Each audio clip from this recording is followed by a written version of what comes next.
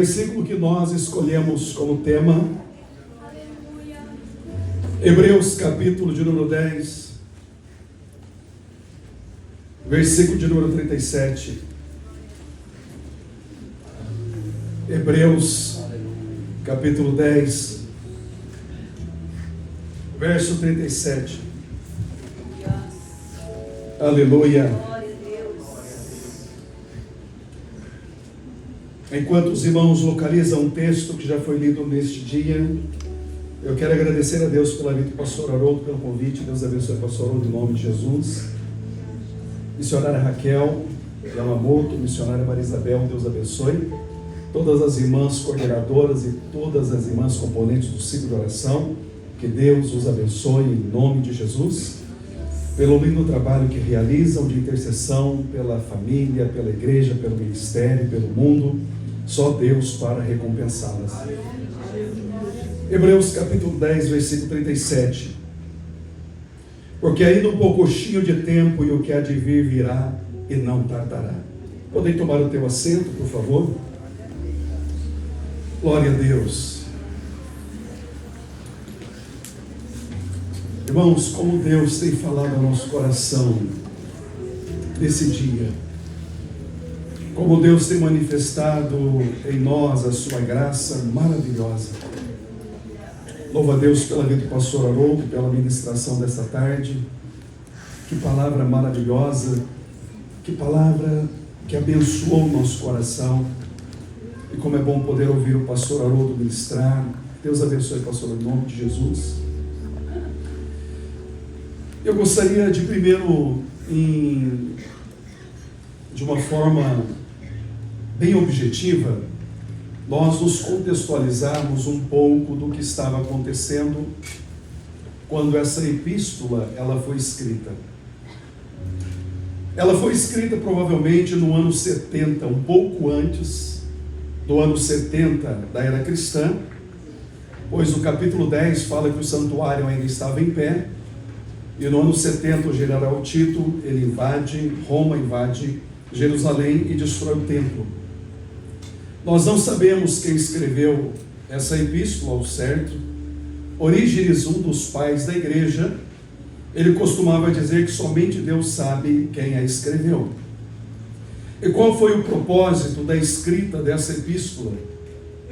O primeiro propósito era mostrar aos crentes hebreus a superioridade do Senhor Jesus e a superioridade da sua graça em relação à antiga aliança. E essa epístola ela foi destinada a um grupo de crentes que estavam enfrentando uma severa perseguição religiosa por parte dos judeus, os seus patrícios. E esses cristãos, a princípio, eles aceitaram a perseguição e o sofrimento sem nenhuma queixa.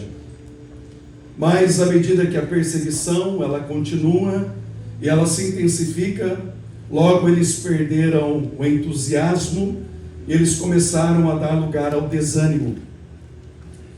E um de seus problemas nesta fase da vida cristã é que eles não permitiram que a sua fé em Deus ela se desenvolvesse.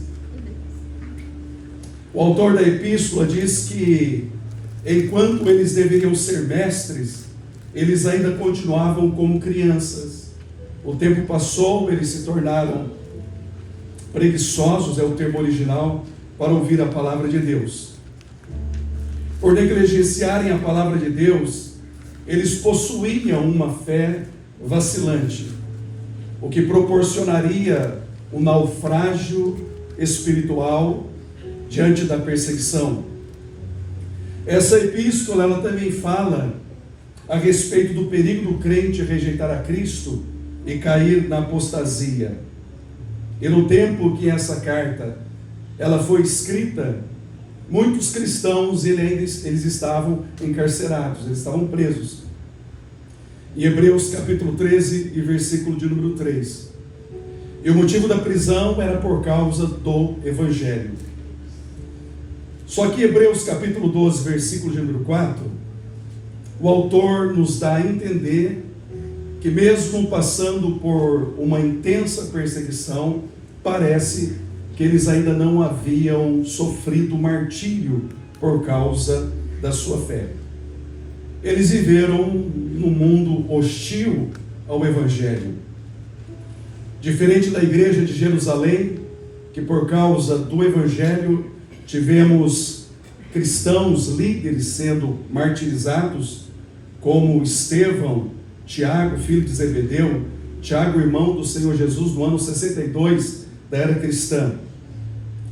E eu gostaria de olhar com os irmãos de uma forma bem objetiva, no versículo de número 32. Versículo 32 dessa epístola. O autor desta carta orienta aqueles irmãos: lembrai-vos, porém, dos dias passados, em que depois de seres iluminados, suportaste grande combate de aflições. O Espírito Santo, ele está recomendando àqueles irmãos que eles se lembrassem da sua conversão, que eles se lembrassem do seu primeiro amor, de como eles haviam suportado aquela perseguição, como eles haviam resistido àquelas tribulações que eles enfrentaram. No versículo de número 33, em que parte fostes feito espetáculos com vitupério.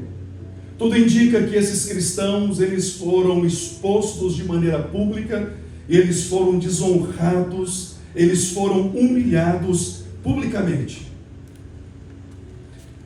E em parte fostes feitos participantes com os que assim foram tratados.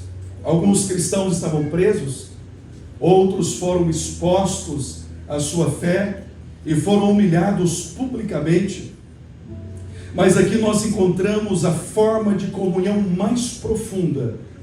É quando nós nos identificamos com o sofrimento do outro. E esses irmãos, eles se identificam com o sofrimento daqueles que estavam em prisão. No versículo 34, porque também vos compadeceste dos que estavam em prisão, em prisões.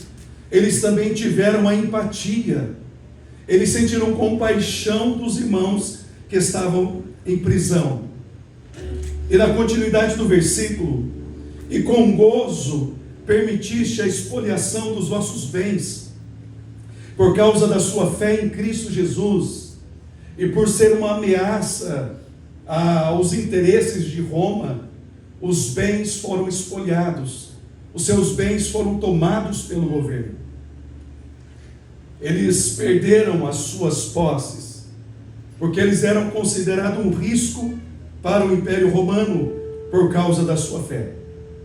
Mas o texto vai dizer que mesmo diante dessa situação, mesmo diante dessa perseguição intensa, eles se identificam com quem está sofrendo, eles se compadecem com os que sofrem, e eles não se entristecem quando eles perdem os seus bens. O texto vai dizer que eles recebem com regozijo essa expoliação. Com gozo permitiste que os vossos bens fossem expoliados. E por que eles se regozijam?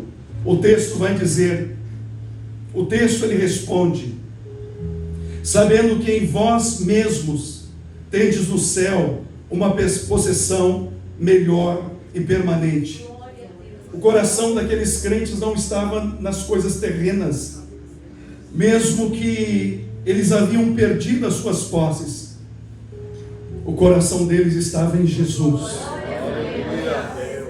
O coração deles estava em Cristo. Porque tudo que nós angariamos nessa terra, a traça, a ferrugem corrói, os ladrões roubam e minam. E Paulo, ele disse: se nós esperarmos em Cristo só nessa vida, somos os mais miseráveis de todos os homens. E quando eles têm as suas posses espoliadas, nós podemos nos lembrar de quando os cristãos, eles dividem os seus bens em Atos capítulo 4, eles depositam aos pés dos apóstolos, para que distribuísse e houvesse a necessidade suprida de todos os irmãos em Jerusalém, o Espírito Santo estava preparando o coração desses irmãos para que eles não estivessem apegados às coisas terrenas. Porque até antes do derramamento do Espírito Santo, a preocupação era: Senhor, Tu restaurarás nesse tempo o reino de Israel.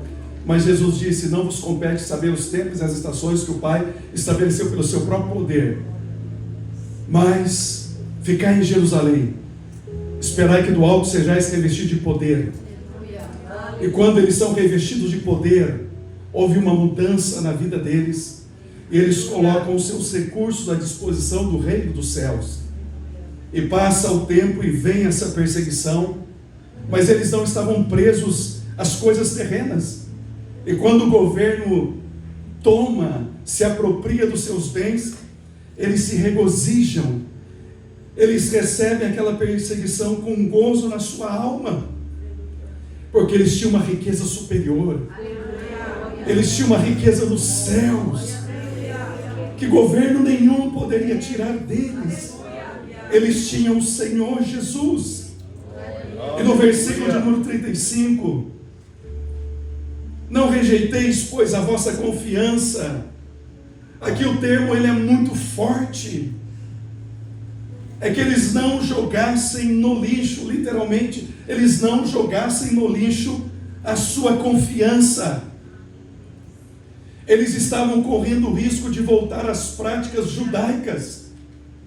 E o autor, a epístola, ele está dizendo: não joguem fora a confiança de vocês, porque essa confiança, ela tem um grande e avultado galardão. Primeiro, o nosso galardão é o próprio Deus. Não rejeitemos a nossa confiança, porque se nós permanecermos firmes, nós compareceremos diante do Senhor e receberemos o galardão da nossa fidelidade a Deus. Versículo 36: porque necessitais de paciência, para que depois de haverdes tendo feito a vontade de Deus, possais alcançar a promessa. A orientação era que eles permanecessem, mesmo diante das adversidades, que eles continuassem firmes, pois eles já haviam demonstrado a sua confiança no Senhor em outra situação, e permaneceram firmes, que eles não abandonassem a sua confiança.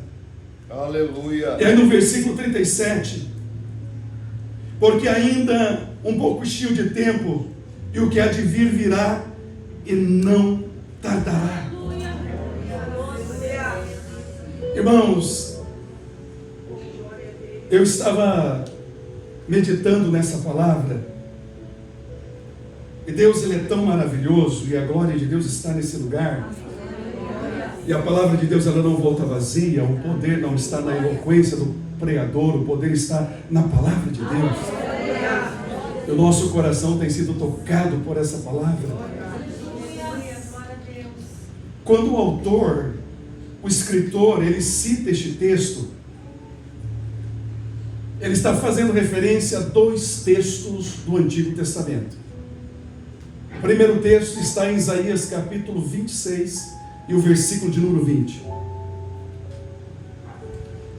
E quando Isaías, ele fala a respeito deste tempo, é porque estava vivendo-se um caos. Um caos estava instaurado, e o Espírito Santo de Deus libera uma palavra, para que Isaías e o remanescente de Israel, eles esperassem, porque Deus iria agir. O outro texto é Abacuque capítulo 2, versículo 3 e versículo de número 4. A situação era semelhante. Abacuque, ele clama ao Senhor, e a nação estava mergulhada na impiedade. Não havia justiça. E quanto mais ele clamava, mais difícil se tornava a situação. Então Deus diz para Abacuque que ele tivesse paciência, porque Deus iria agir. Deus iria agir de uma forma extraordinária na nação de Judá. Deus levantaria os caldeus para disciplinar Judá. Mas Deus também diz que abateria a Babilônia para mostrar a sua soberania. Os dois textos, tanto de Isaías quanto de Abacuque, está falando a respeito de um tempo de caos. E quando o autor da epístola, ele cita aquele que há de vir, virá e não tardará, é como se ele estivesse dizendo para os crentes que estavam sendo perseguidos por causa da sua fé: tenham paciência. Tenham paciência. Porque os dois textos do Antigo Testamento era uma certeza absoluta de que Deus iria agir na história do seu povo. E o autor, ele cita essas referências para encorajar aqueles irmãos a terem paciência, porque muito em breve o Senhor agiria em favor do seu povo. Quando eles olhavam, tudo parecia um caos, mas o Espírito Santo estava dizendo a eles: tenham um pouquinho de paciência. Porque assim como nos dias de Isaías havia um caos, assim como nos dias de Abacuque havia um caos, Isaías levanta os seus olhos e vê o caos. Abacuque levanta os seus olhos e ele vê o caos. Os cristãos, provavelmente da Itália, quando eles levantam os seus olhos, eles veem o caos. Seus irmãos presos, alguns sendo pressionados pelos líderes religiosos e voltando atrás, abandonando a fé em Cristo Jesus e retornando às práticas do judaísmo, apostatando-se da fé. O escritor, ele diz: tenha paciência, só mais um pouquinho, só mais um pouquinho. Aleluia! E o que há de vir, virá, e não tardará. Não percam a esperança.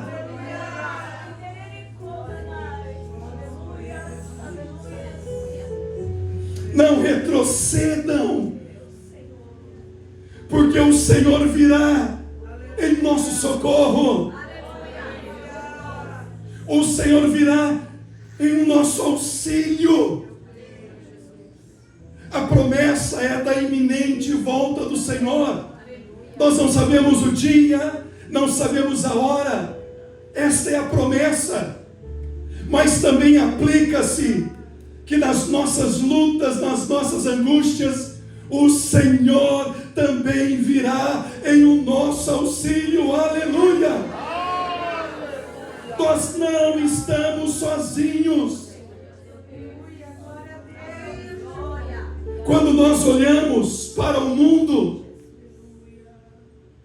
nós estamos vendo hoje um caos. É filho que mata o pai, são pais que matam filhos, são mães que jogam seus filhos no lixo.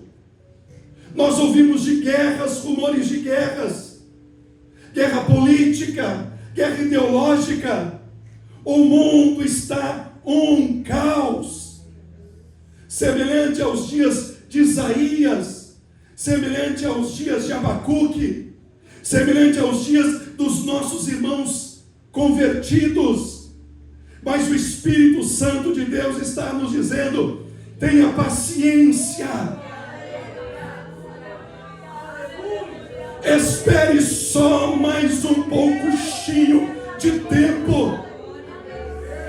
No original, é muito pouco tempo.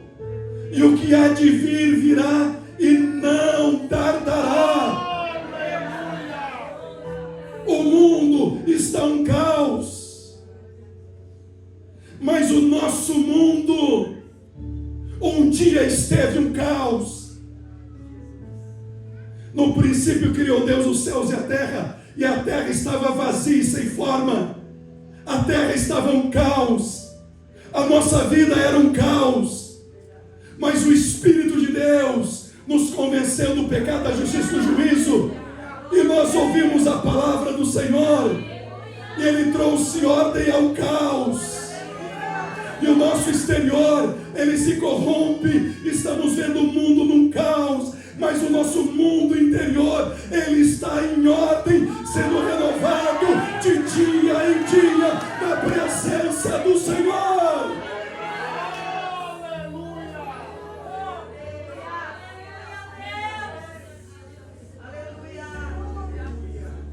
O mundo está um caos, mas a igreja não. Os cristãos não. Os cristãos, nós estamos vivendo no meio do caos, no meio da tribulação.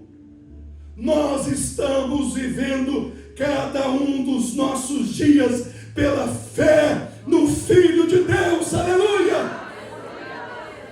E foi esta palavra que incendiou o coração de Lutero. Foi essa palavra que trouxe a convicção de salvação para John Wesley e livrou a Inglaterra de uma revolução como a francesa e um derramamento de sangue absurdo. O justo viverá pela fé. O mundo está um caos, mas nós estamos vivendo pela fé no Filho de Deus e sabemos, nós sabemos, o de Amaracarabassúrias, que a qualquer instante o que há de vir virá e não tardará, aleluia, nós sabemos.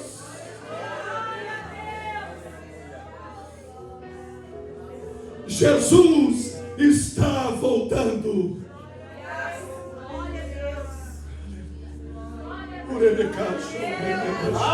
Aleluia!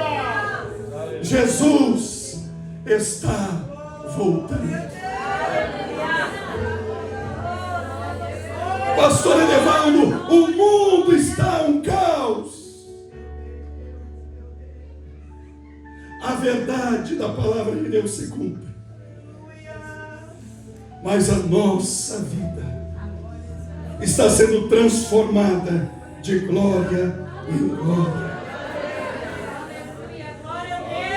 Neste pouquinho de tempo que nos resta, Deus não tem prazer na morte do ímpio. Deus não quer que o ímpio morra na sua impiedade. Nesse pouquinho de tempo que nós temos, Deus não quer que nenhum justo deixe de praticar a justiça e passe a praticar a injustiça. Porque Deus não tem prazer naqueles que retrocedem.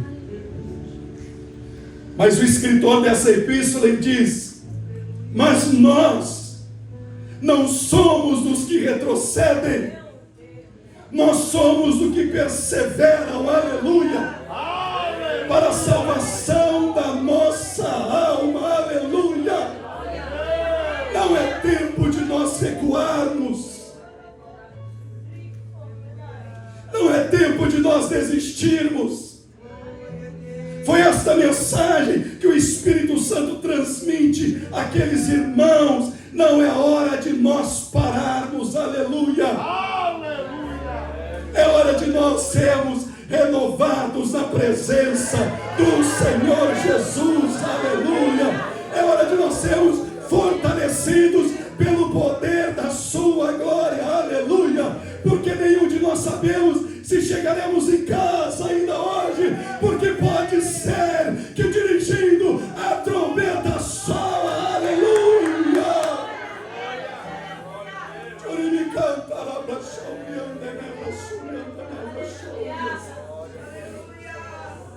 Só mais um pouco cheio de tempo, aleluia. É certeza que ele vai vir. Era isso que estava sendo dito em Isaías e Abacuque. É certeza, tenham certeza que Deus vai intervir. E Deus interveio mesmo. E Deus vai intervir na nossa vida, aleluia. A mensagem de Deus no meu coração para a sua vida nessa noite: seja renovado, seja fortalecido, seja cheio do Espírito Santo de Deus, aleluia. Aleluia.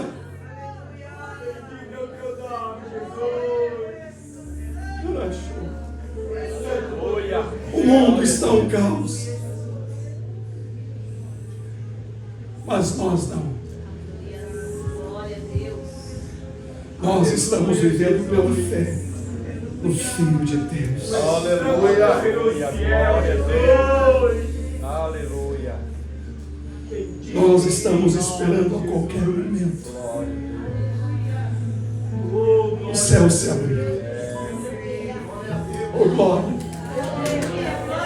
Eu encerro. Quando estivemos no Brasil, estive no Brasil, eu e a Damaris, e Deus usou a vida do pastor de uma forma tão extraordinária. Acho que eu já testemunhei. Meu pai estava em tratamento de câncer, e uma situação, já estava indo para o paliativo, e eu estava numa angústia. Eu não sabia o que fazer. Sabia se eu ia para o Brasil, se eu não ia. E num ambiente que eu estava, eu dei um grito. Falei: Jesus, o que eu faço? Tem misericórdia. Inclusive até passou um rapaz, ele passava e falou assim: ô pastor, o senhor está doido? Falando sozinho? Eu dei uma risada e falei: não. E falei comigo: se ele soubesse com quem eu estou falando. Passou uns minutos, o pastor me ligou. Falou: pastor Evaldo, e aí? Falei: pastor, eu não sei o que fazer. Não sei se eu vou ao Brasil, se eu fico, eu não sei. Ele falou: pastor, vai. Pelo seu pai a igreja está orando. Foram as palavras dele. Mas nada pode ser feito, porque a medicina fez o que podia. Mas você tem a sua mãe, você tem seus irmãos, e você vai poder dar um abraço na sua mãe e ficar junto com ela nesse momento de dor. Aí nós fomos, foi uma bênção, e consegui ficar 2 semanas junto com meu pai. E na troca do turno, a minha mãe passou a noite e eu cheguei para passar o dia. E no dia anterior, o pastor Sérgio, meu irmão, ele ficou com meu pai comeu muita coisa, estava bem. E aí nós passamos no mercado no dia anterior e compramos morango, compramos mamão, compramos um monte de coisa, uma sacola. Eu falei: meu Deus, como que eu vou fazer meu pai comer tudo isso? Falei com o meu irmão: o Sérgio, ele come, porque o Sérgio é uma comédia, pastor. Falei: mas eu não sou essa comédia com o Sérgio, como que eu vou fazer ele comer? Mas levei aquela sacola, falei: meu Deus, como que eu vou fazer meu pai comer? Aí na hora que eu cheguei, troquei com a minha mãe e entrei. Aí no que eu entrei, aí cumprimentei meu pai, cantei um hino, porque ele vive, posso crer no amanhã. E aí veio a enfermeira, e ela falou: seu pai está nos últimos instantes, o seu pai está para atravessar, ele está indo embora, eu vou sair e vou deixar vocês dois juntos. E dentre tantas palavras que eu disse, eu falei: pai, não precisa ter medo. O Senhor invocou o nome dele durante toda a sua vida, depois da conversão. O Senhor chamou por ele. E eu dizia: pai, no Salmo 23 diz: ainda que eu andasse pelo vale da sombra da morte, O Senhor vai atravessar o vale da sombra da morte, mas o Senhor não precisa ter medo, porque Ele estará lá para segurar nas mãos do Senhor e levar o Senhor para casa.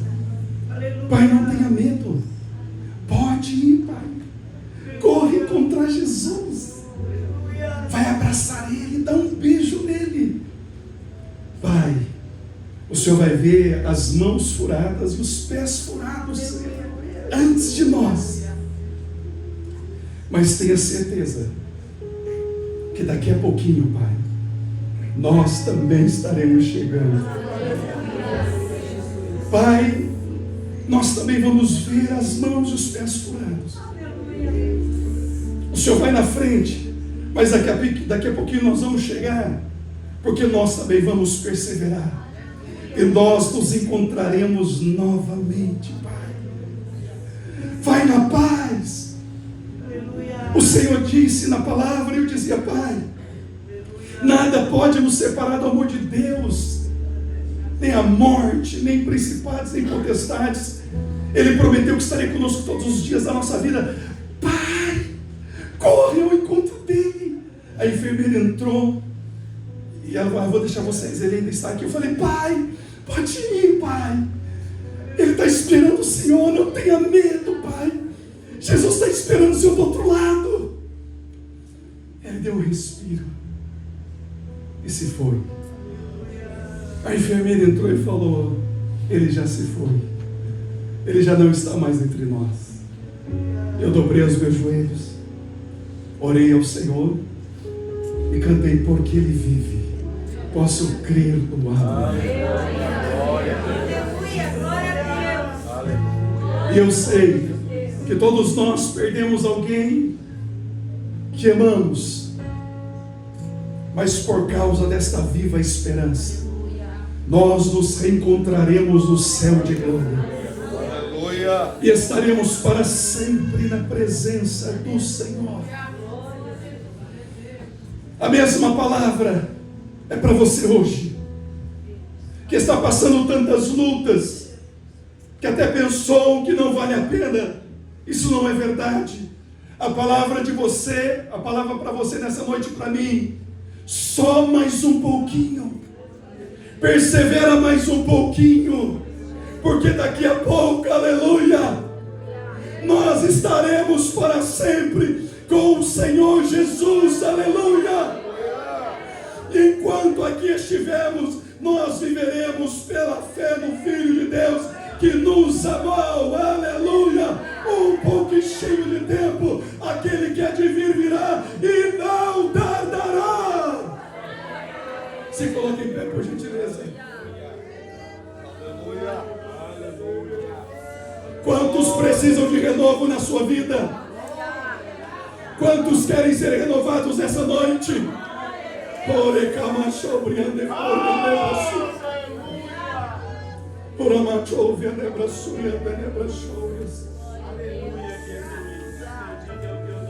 Eu preciso ser renovado e eu sei que Deus quer nos renovar. Porque os dias que nós enfrentaremos serão dias dificílimos. Mas para esses dias difíceis eu sei renovo para a sua vida.